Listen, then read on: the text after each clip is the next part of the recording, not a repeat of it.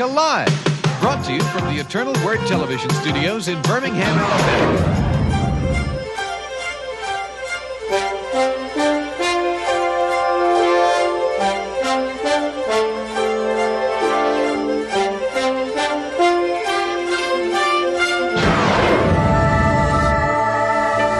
This is an encore presentation of Mother Angelica Live Classics on EWTN. See in you the love, the compassion of Jesus. The most glorious work of all, to praise God in His kingdom. Moved by the Spirit, one who lives in love lives in God, and God lives in him.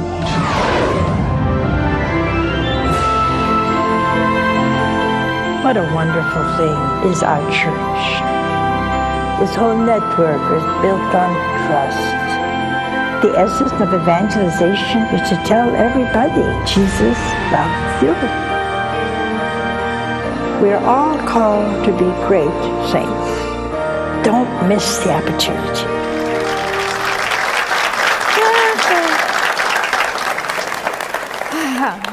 Well, we got wonderful family here tonight. We had people from my home state, Ohio, from Pennsylvania. Where else? New Jersey. California. Yeah. Where? California. Ooh, wow. That's a long way. Canada. Oh, yeah. All right, we can't miss Canada, huh? Anyway, our family's all together here tonight, and we're happy to be with each other. You know, we had over the weekend, and it's not very often that all of you out there and all of you here who just keep giving to this network really see, because you see the network every day and it nourishes you, but you don't see the big things it does. Well, this weekend you saw a massive thing that you all did for the whole world. Your network was the first to put anything on about Mother Teresa on internet. And our 45 of your people, because this network belongs to all of you, worked almost over 30 hours and put on Mother Teresa's everything about her. And they worked all night. Here's the awesome part about it I wanted to share with you, because it isn't often you see your network doing such a massive, massive job. Here's what they did. I was so excited. I just stood there in awe, and I thought, that's our network. I mean, we're looking at a work of God that was beyond all of us. And we had 3 days to prepare for it. 3 days. So, it was the first time in our history that 2 simultaneous live feeds were produced from different studios. The network had a live feed from New York and from Providence, Rhode Island, Father Groeschel, Father Smith, and here. So we had 2 different studios, really 3 studios. We had English language for 8 hours. And then up in St. Michael's Hall, and you've all been up there, we had cameras and miles of wire with the Spanish language that covered 7 hours in length, without stop, both of them going. And this is the first time the network aired live footage from the last to the end of a funeral. And all coverage was simulcast on radio. So you imagine the thousands and the millions of people that you aided this weekend to put forth the life, the history, the story, and the words of a most holy woman. But that's not all. I just wanted to explain this rather clever thing. The coverage used 3 satellite feeds from EWTN. I want you to know what you were watching. The feed came from India, which means all the satellite was there and all the cameras, everything was going up to India. Then it took 5 satellites 5 satellites hop, just going like this, boom, boom, boom, boom, to get in your home in a space of time that you can blink your eye. Isn't God awesome? Not only that, the pool fed originated from Calcutta, and from Calcutta went to London, from London to the Atlantic Ocean, from the Atlantic Ocean to the United States, from the United States to EWTN, and from EWTN to your home. All in the time it takes to wink. How do you like that? Isn't that an awesome gift that God has given us in the church? Given us, that we have the privilege of watching the funeral, the Mass, and all the wonderful people of all faiths who could give Mother a sincere and say a sincere thank you and goodbye. But I have a feeling that in that little tiny place she's in what used to be, and I think still is, the refectory, the dining hall of the novices, she's buried in a crypt. I can see the Lord saying to her, Mother, you've been doing great work among the poor all your life. Now you can do it even better. And I really am looking forward to all the miracles that are going to come from the Holy Woman who did the corporal works of mercy in such a wondrous, perfect way. Oh, I'm sure Mother had her faults. We're all human. Only Our Lady was perfect, and our dear Lord, but the rest of us, well, half the time we're metza.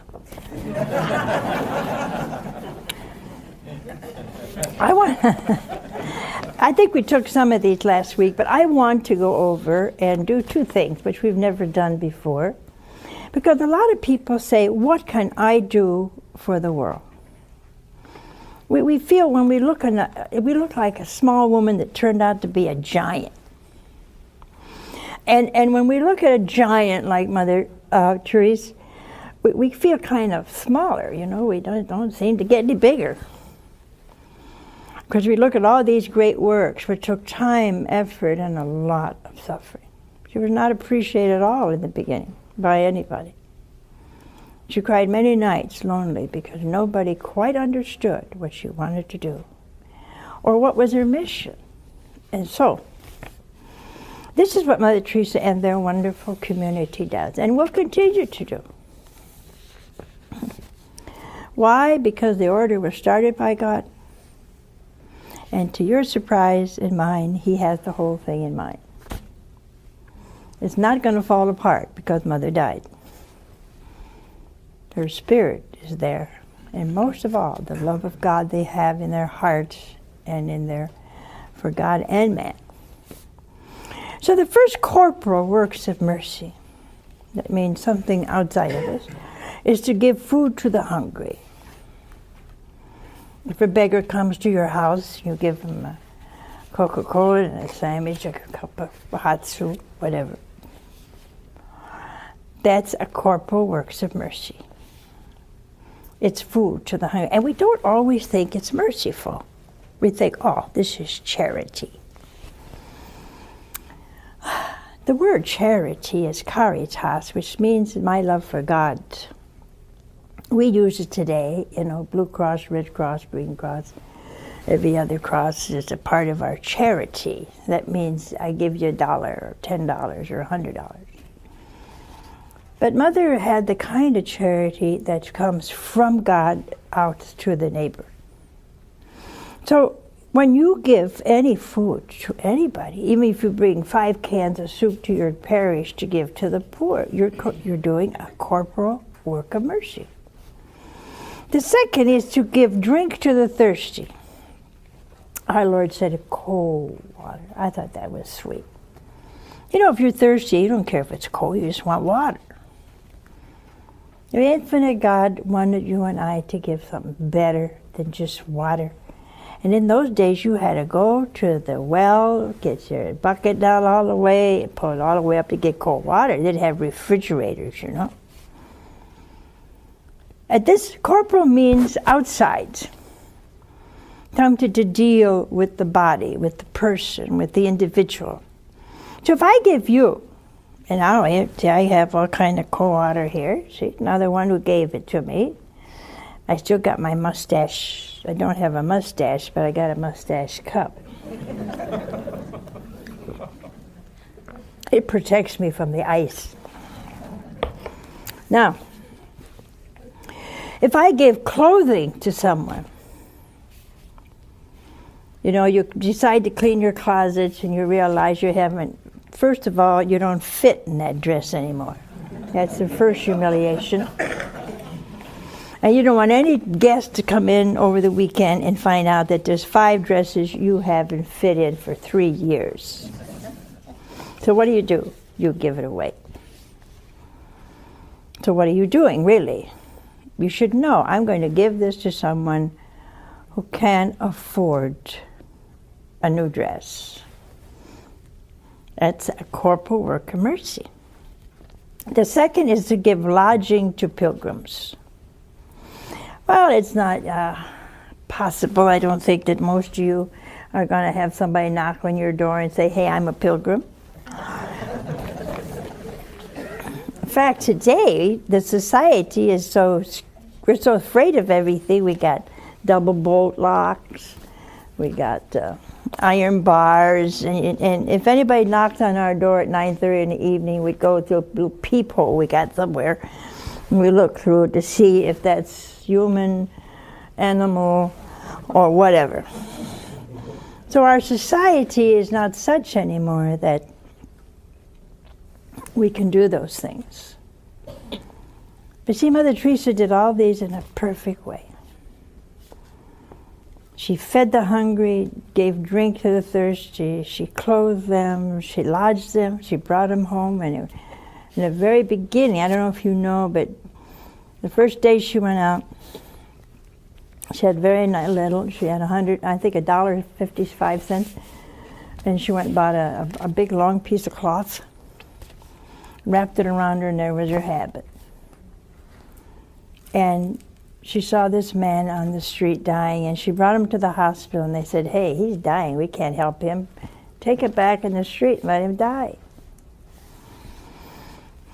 Well, she had a Teresian fit. She said, no, he can't die. He needs care. So she brought him to her little place, cared for him until he died. See, she really felt for these people. And so often, say a pilgrim doesn't come to your house, but Aunt Jenny comes. Aunt Jenny? Oh, no. How come Aunt Madeline didn't come? Aunt Jenny covered? How long? A week. A week? And see, if you have the corporal works of mercy in your mind and heart, then she is really to you, instead of an aunt, make her a pilgrim. Treat her well, feed her, entertain her. Why? It's a corporal work of mercy. And I'll prove it later on. Visit the sick. And so many people will say, oh, I can't go to convalescent home, it's so depressing. Why is it depressing? You're getting old too. We're all getting old. And the elderly are very dear to God. Very dear, because they've suffered a lot. They're suffering in, especially convalescent homes. And they're near the kingdom. Near the kingdom. How would you feel about someone you knew who's going to meet a great queen or king somewhere? When you want to talk to them and say, well, gee, you know, you're getting so close to such a wonderful event. Well, what's the difference? These people may be worn out, they may be terribly sick, but if I can just visit them and touch their hand and give them hope and say, hey, God loves you. If that's all you did, you're getting close to someone who may be very soon, maybe that very night, seeing the Lord of Lords, the King of Kings. See, we got to begin to spiritualize our lives. Now, the sixth is to visit those in prison. For many, many do it, and to many it's impossible. I'd like to go over the word prison with you a little bit. Are not those on drugs in a prison? Are not those that are so bound by sin, whether it's lust or alcohol, are they not in a prison? Very small prison, just the width of them and the length of them and the height. They're in a prison. Are not those who have been disheartened, disappointed, and lonely, are they not in a prison? I went to a federal prison one time, some years ago, and with high security, with the men up on big turrets and walls and carrying guns and machine guns, and you had to go from one door to another, and the prisoner who escorted me was a lifer, you know, I said, boy, why'd you get in here for life? Young guy. So we walked through the yards, and when I got in this big room, they locked the door. I said, oh, thank you very much. And the first thing you know, all these prisoners came in and they sat down, and I gave them a talk. And I said a prayer.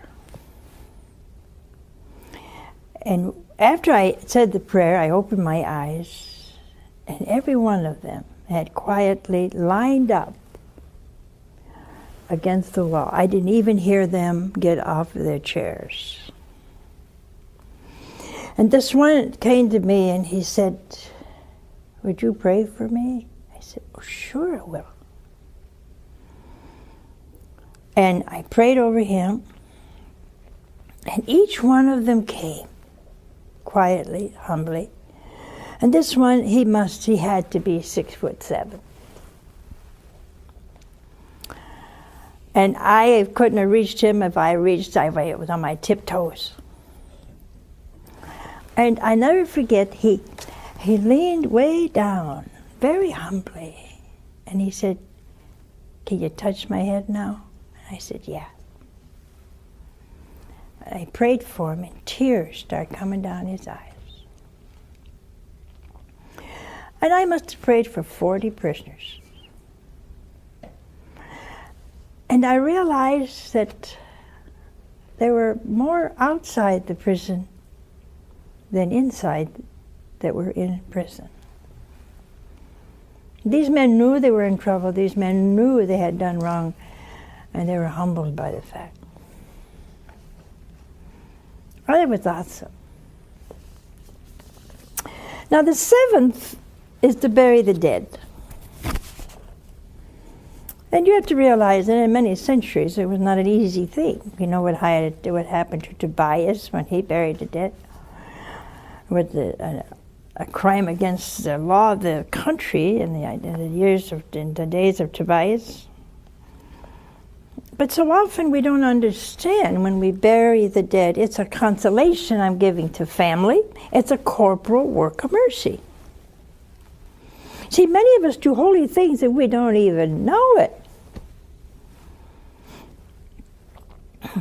To bring somebody a pizza, to cook a meal for a family that has a deceased member, these are all corporal works of mercy. And you see, you're not as bad as you think you are.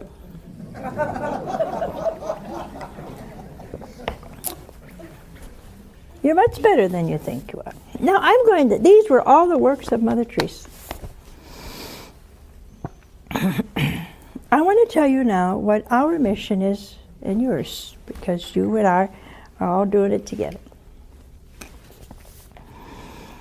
The 7 works of spiritual mercy now. Some people say, oh, that's nothing. Well, now let's look at it. To give counsel to those in doubt. How do you like that? Every priest and religious should exalt in these 7 works of spiritual mercy, but so must you. To give counsel to those in doubt. And it's an awesome thing to do, because when somebody hurts inside, it isn't something you could put salve on or give them an Alka-Seltzer, you know? When something's inside, when the doubt is in the mind as to the existence of God, the reason for suffering, and why am I always in trouble, and why does everything happen to me? Those things aren't something you can touch, cut open, heal, and then put a bandage on. These are something that take a lot of prayer, a lot of penance, and God's grace that we have to pull down from heaven. To teach the ignorant. Oh, wow. I think that's what happened when all the nuns exited from the schools, you know. We do not always teach when we become a part of society. We teach by our example.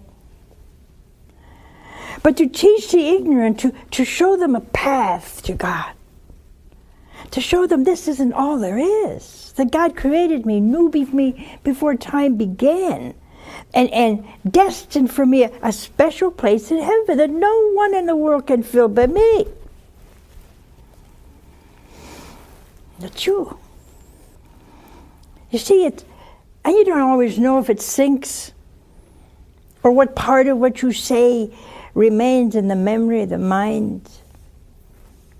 When you teach your children about God, see, it's something invisible, but yet visible by fruit.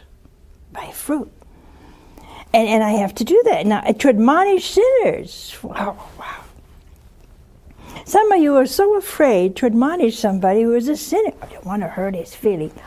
Yeah, cop out. You want to hurt his feelings. You got to hurt his feelings, for goodness sakes. You don't have an operation without a knife, an anesthetic. Everybody bound down on you like you're dying. You have to make them feel bad, but in a loving way. Say, look, sweetie, I got news for you. If you keep on, you're going to hell.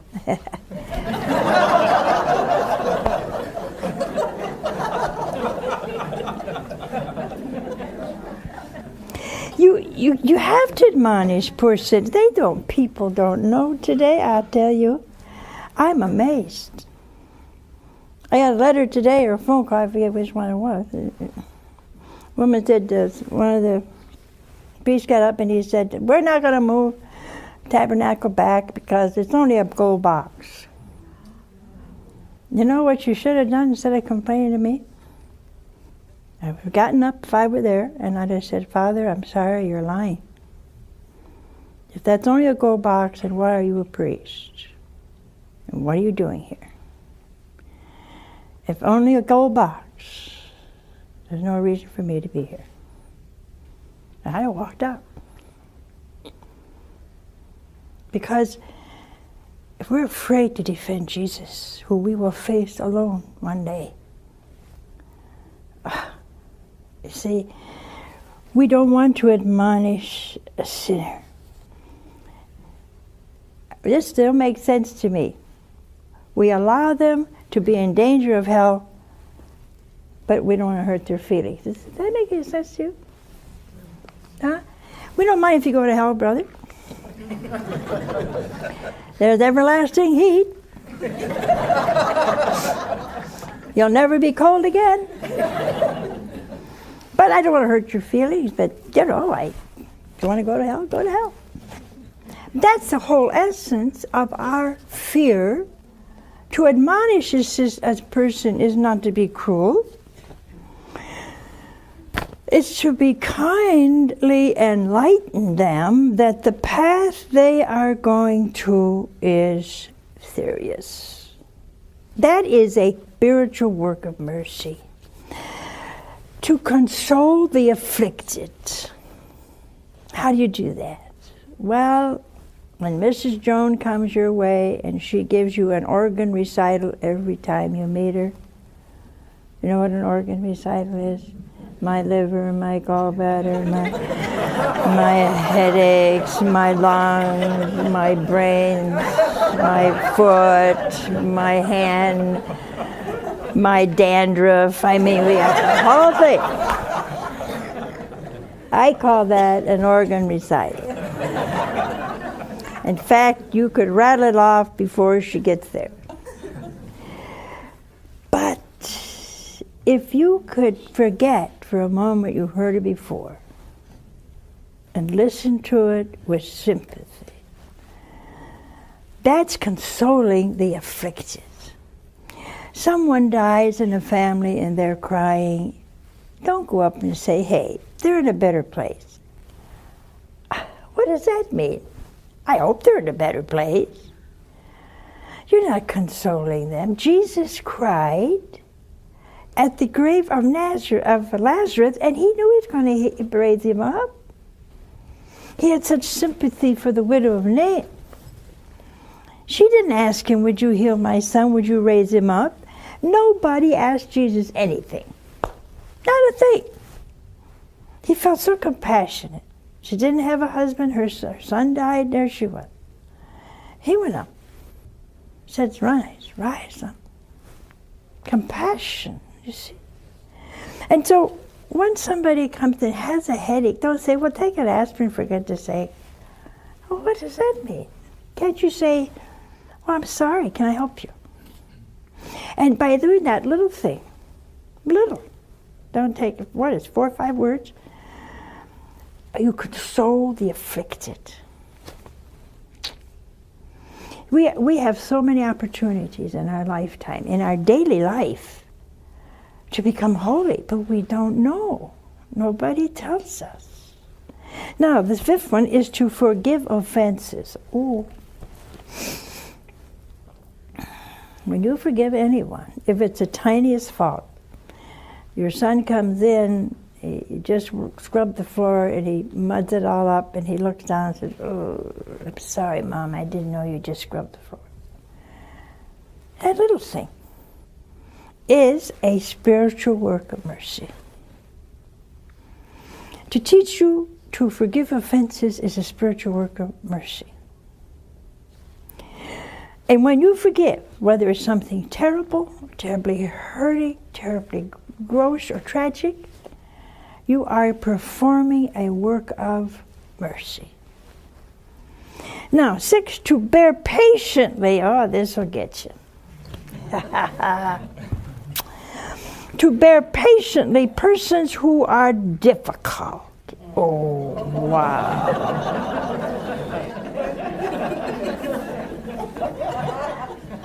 Don't look at either side of you.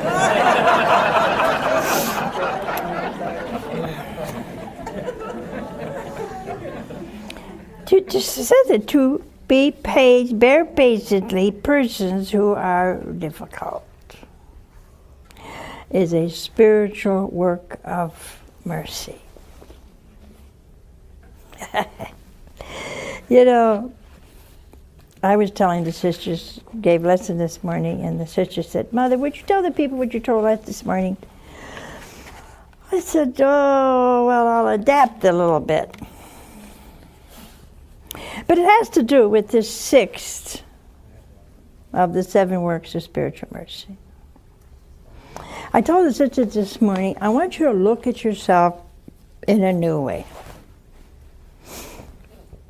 Your faults, your weaknesses, your imperfections are tools in your hand. That's all they are. They're tools. God has destined each one of us to be holy in a totally different way. Each one of us has particular, peculiar faults and weaknesses, different but the same. We are all impatient sometimes, we're all angry sometimes, we're peculiar in some ways.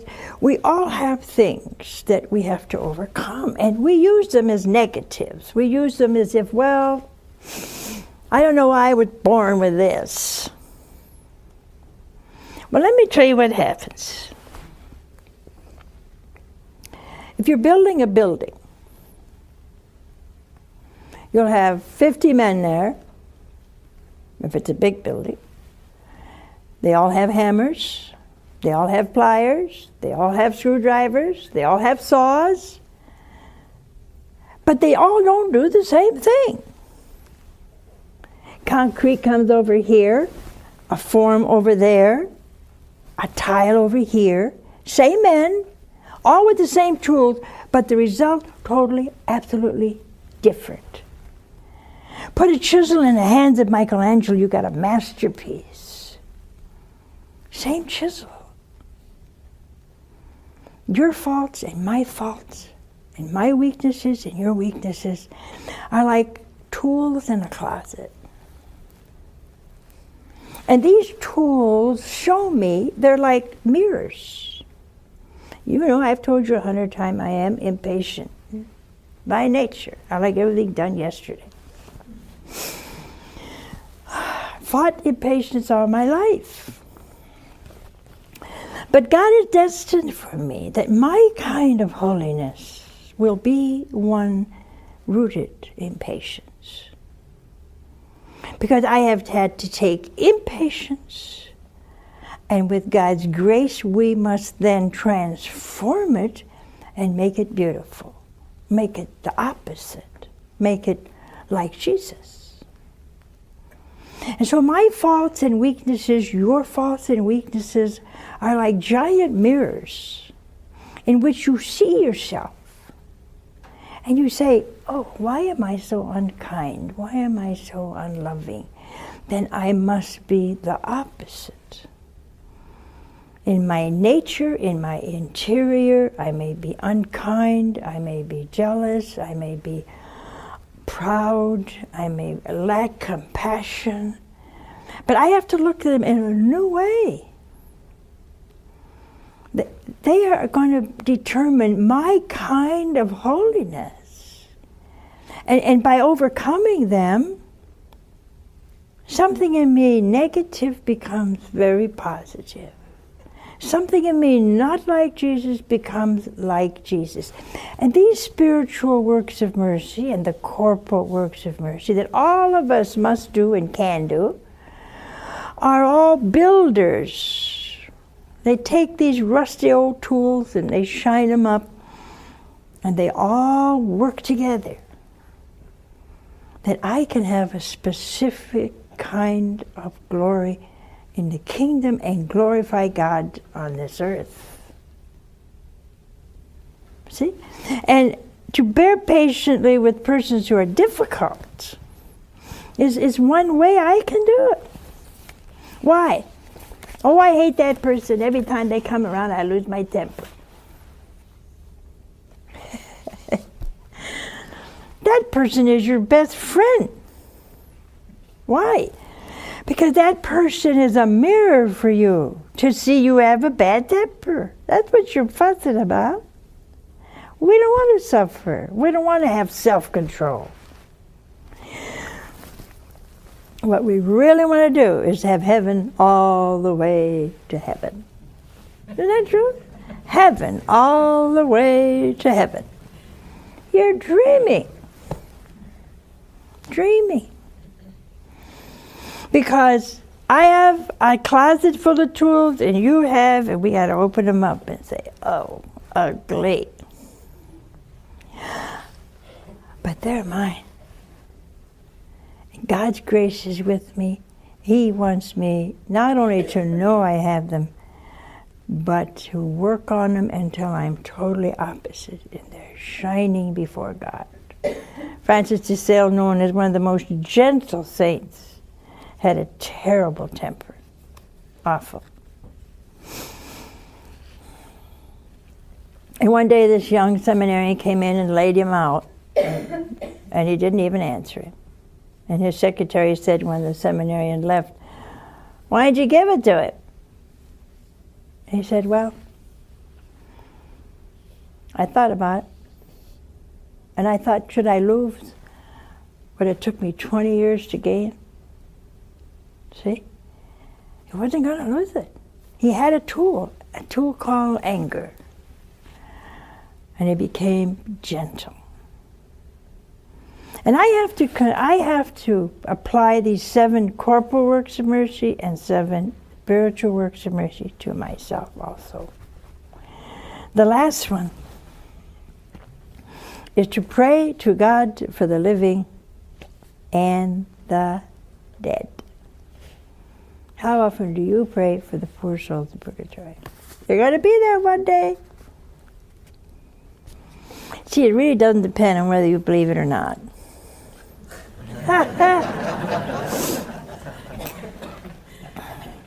You know, someone said that to Padre Pio one day. This young man, well, kind of arrogant. He said to Padre Pio, "I don't believe in hell." Padre Pio looked at him with piercing eyes, and he said, "You will when you get there." So, you see, these great truths that we hold fast in the church are not dependent upon your opinion. They're there. I thank God for purgatory.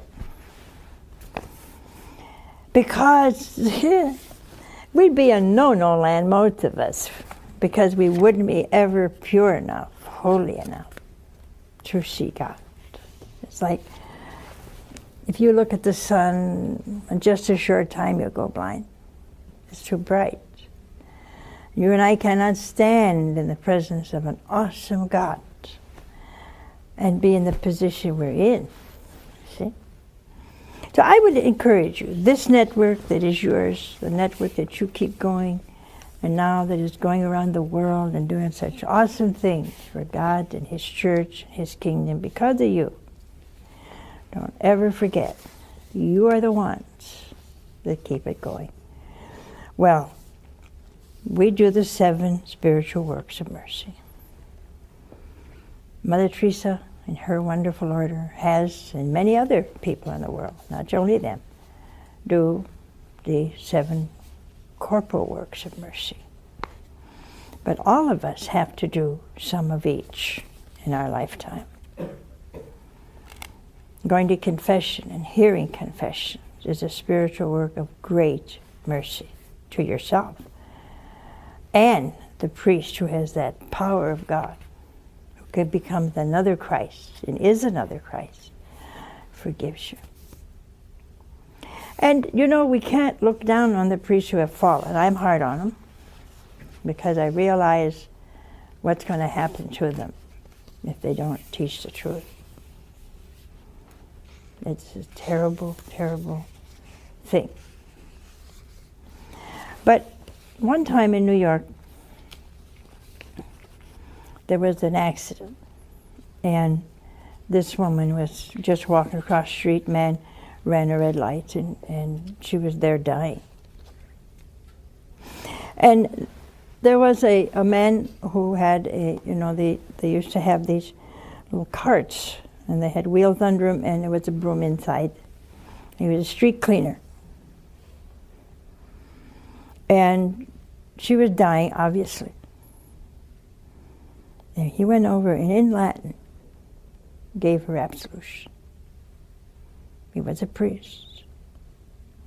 Fallen, distressed, working as a street cleaner. But at that moment, he had the power to send that woman to heaven.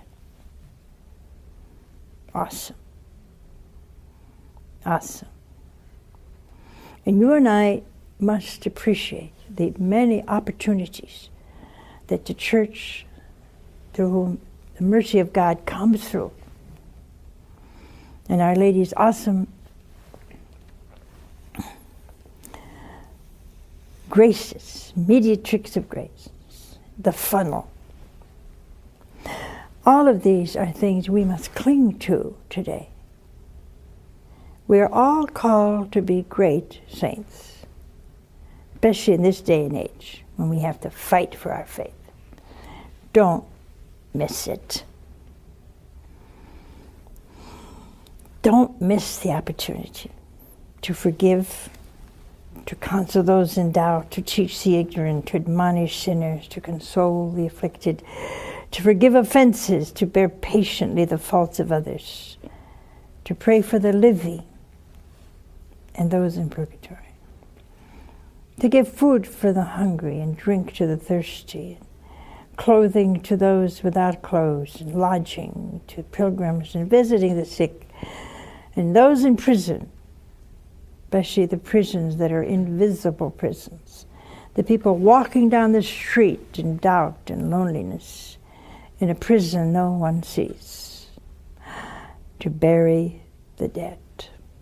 All of these things are within the grasp of you and I. Some of us have missions to one. Mother had missions to corporal works of mercy. Our mission is spiritual works of mercy. But each one of you, each one of us, must every day, if you take advantage of the opportunity before you, have at least one of these to perform. For the glory of God, for the good of the mystical body, and your own soul.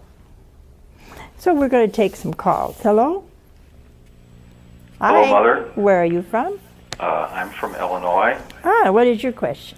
My question is, Mother, you've answered part of it, but how can we work the corporal works of mercy and the spiritual works of mercy in our daily lives? This program this evening is probably one of the best that I've ever watched, and I hope it can be repeated. Thank you. Well, let's go over them a little bit. We all have many small ways. You know, we're not asked to be like our Holy Mother, but I just call her our Holy Mother because she belongs to the world. And I don't think, you know, we can always give food to hungry. Even a piece of candy to a kid. You know, I know a man one time, he kept all kind of little candies in his pocket, and if he'd match a kick, oh, sweetheart, here. What is that? There's always times of thoughtfulness when we don't maybe have to give somebody a glass of cold water. But you can say, hey, are you hot? Can I get you a drink? If you're in an office, can I give you a cup of coffee? Our Lord didn't exclude every other drink, only water, you know. I don't think he wants you to give him a beer, but I think...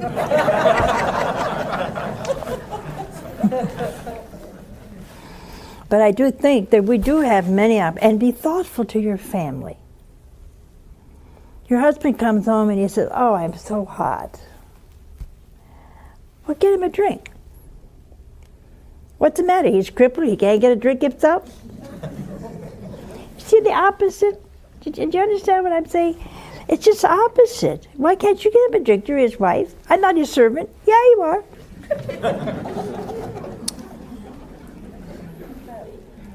And if you're there tired from taking care of the kids and cooking and all, he should say, honey, why don't we go out and take a walk? I'll go for a ride or something. That's a corporal work of mercy, and it's a spiritual work of mercy. We all have clothing we don't need. Some of you people got stuff in your closet you haven't worn, I told you before, for 10 years. It's this big. Now you're that big. Why are you hanging on to it? What is it going to do in there? You see what I'm saying? Some of you have suits. You'll never get. You hope I'm going to lose weight. You're not going to lose. You're not going to lose that much weight. So those are things you can do. To visit the sick, take a little time off sometime. You got aunts that have been rotting in these convalescent homes. You never go see them. You know what the saddest thing in the world is when we don't see our own? This woman wrote to me one time. She said, "Mother, I have 9 children. They put me in a convalescent home, not one visits me." Oh, terrible. And sometimes we should go and visit those who nobody ever visits. To give counsel to those in doubt. There is no generation, I don't think it's ever been, worldwide, that doesn't have people who question the faith, question the existence of God, question the goodness of God. We have many options. You work in an office, they won't let you put a crucifix on your desk, they won't let you do anything holy. But they may come over a cup of coffee and say, "Why do you believe all this stuff?" And say, "No, it's not stuff, it's real. God is real, He loves you and He loves me." Little things like that. The one that admonished sinners, if there's one sin today, it's a sin of omission. The sin of omission. We refuse to do what we should do. We refuse to correct those who are in gross sin and in danger of hell. We refuse. Why? We're afraid. We don't want to judge. Oh, don't let that judging business make a reason for you not to admonish. Don't take for granted that person in front of you even knows what he's doing is wrong. I mean, we have total, in many areas, absolutely total spiritual, gospel, and church teaching gone, all substituted with nonsense. And you can't say. One little girl came to me and said, "What's fornication?" I said, "Are you living with someone?" She said, "Yes." That's fornication.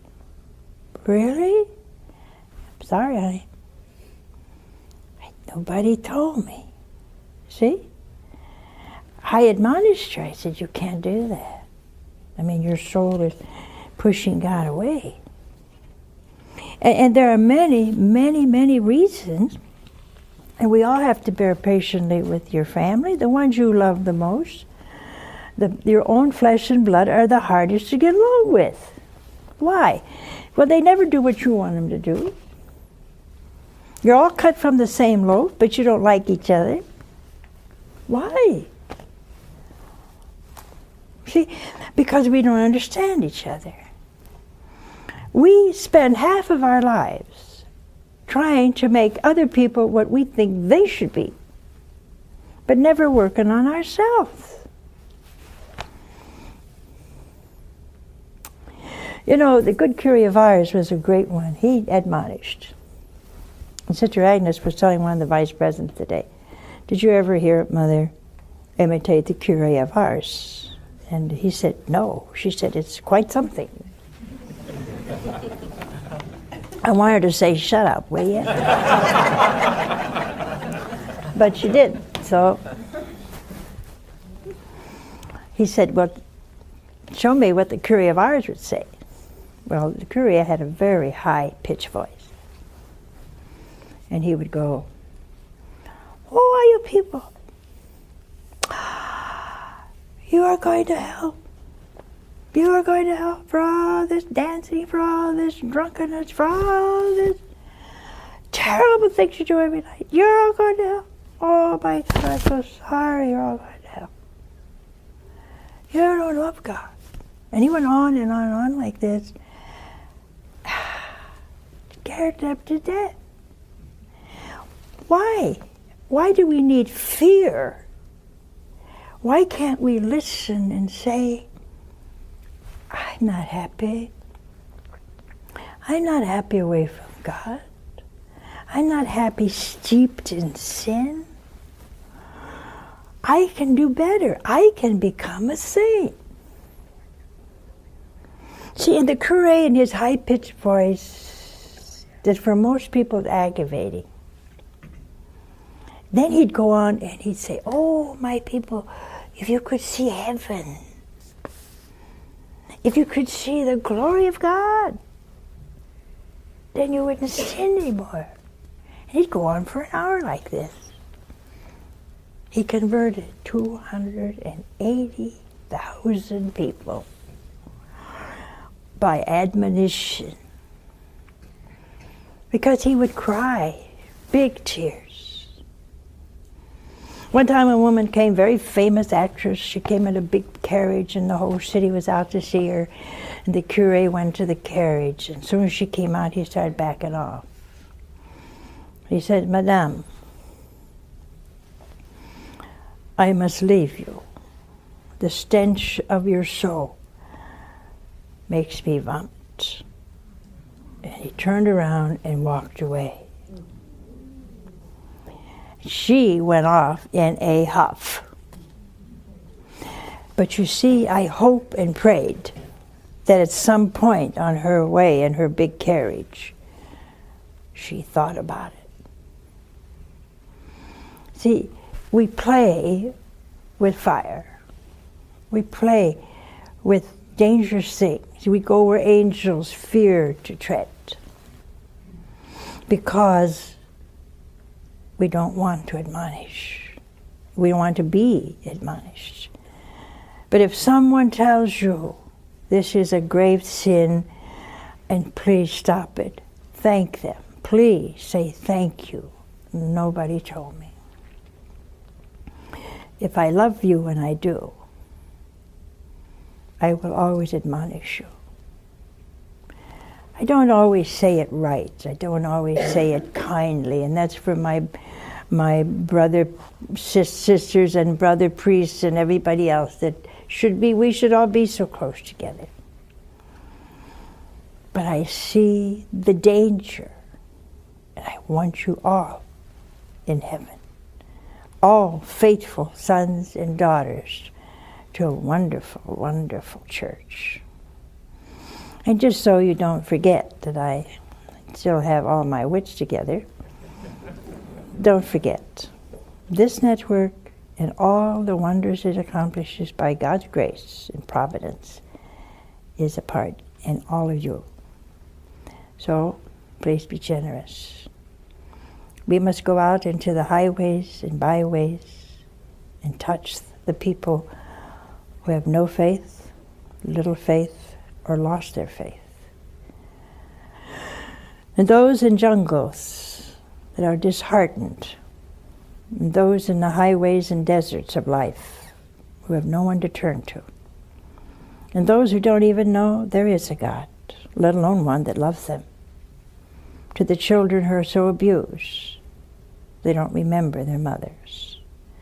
To the single-parent families who are disheartened with the responsibility and the loneliness. To all those, we want to be a spiritual work of mercy. So write to me. Write to Mother Angelica, Irondale, Alabama, 35210, and let us work together, each one in our own way, to become holy. Holy as God is holy. Now let's pray for each other. We've been called by God from all eternity to be great. Let God do great things in you. That's my message for you tonight. Let us all work together. I love you. And don't forget, God loves you infinite. Bye now.